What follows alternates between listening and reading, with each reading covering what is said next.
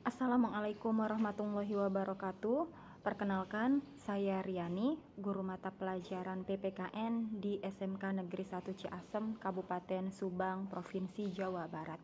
Kali ini saya akan membahas tentang materi perlindungan dan penegakan hukum, di mana materi ini diajarkan di kelas 12. Peta konsep yang akan menjadi acuan kita untuk pembelajaran hari ini, antara lain kita akan belajar memahami tentang hakikat perlindungan dan penegakan hukum. Selanjutnya, kita akan mempelajari tentang dasar hukum dari perlindungan dan penegakan hukum itu sendiri. Kemudian, kenapa sih pentingnya perlindungan dan penegakan hukum itu? Terakhir, kita akan belajar tentang faktor-faktor apa saja yang menjadi faktor keberhasilan tegaknya perlindungan dan penegakan hukum. Selanjutnya, di dalam video pembelajaran kali ini, tujuan pembelajaran yang akan kita capai ada 4. Yang pertama, saya harapkan peserta didik nantinya akan bisa membangun perilaku orang beriman dalam praktik perlindungan dan penegakan hukum untuk menjamin keadilan dan kedamaian sebagai bentuk ketakwaan kepada Tuhan Yang Maha Esa. Yang kedua, saya harapkan nantinya peserta didik akan bisa berperilaku jujur sebagai bentuk praktik perlindungan dan penegakan hukum di tengah masyarakat. Yang ketiga, nantinya peserta didik akan bisa menilai praktik perlindungan dan penegakan hukum untuk menjamin keadilan dan kedamaian. Terakhir, yang keempat, pada akhirnya peserta didik akan bisa mendemonstrasikan hasil evaluasi praktik perlindungan dan penegakan hukum untuk menjamin keadilan dan kedamaian.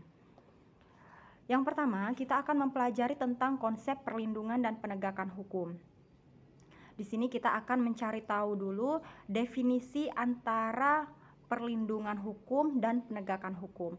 Yang pertama, untuk perlindungan hukum sendiri, di dalam Undang-Undang Nomor 23 Tahun 2004 tentang penghapusan kekerasan dalam rumah tangga, perlindungan hukum itu disebut sebagai segala upaya yang ditujukan untuk memberikan rasa aman kepada korban yang dilakukan oleh pihak keluarga, advokat, lembaga sosial, kepolisian, kejaksaan, pengadilan, atau pihak lainnya, baik sementara maupun berdasarkan penetapan pengadilan.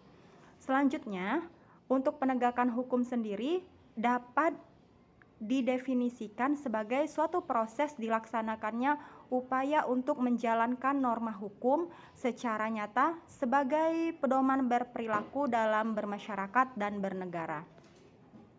Selanjutnya, kita akan mempelajari apa saja yang menjadi dasar hukum atau dasar yuridis untuk perlindungan dan penegakan hukum di dalam Undang-Undang Dasar 1945. Yang pertama, dasar hukum tentang perlindungan dan penegakan hukum terdapat di dalam pasal 1 ayat 3 Undang-Undang Dasar 1945 yang berbunyi tentang negara Indonesia adalah negara hukum.